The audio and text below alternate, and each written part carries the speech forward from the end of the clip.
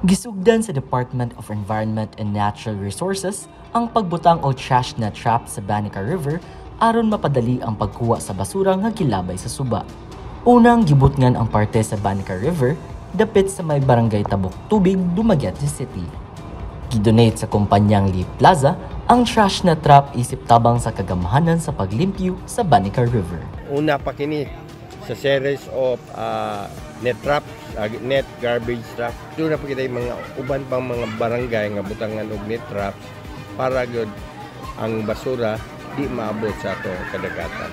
Ang mga mulupyo sa maong barangay makabenepisyo sab sa maong proyekto.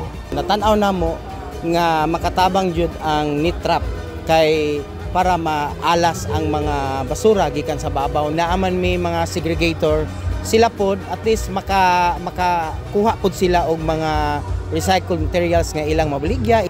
Giatul ang pagbutang sa trash na trap sa pagsaulog sa World Environment Day kaniadtong ikalima sa Hunyo 2025. Nang hinaot ang DENR nga pinaagi aning pagtinabangay sa kagamahanan og pribadong sektor, mabalik ang kalimpyo o kanindot sa Banica River. Gikan sa Dumaguete City, Negros Oriental, kini si Ryan Ibrahim sa PIA alang sa MBCV.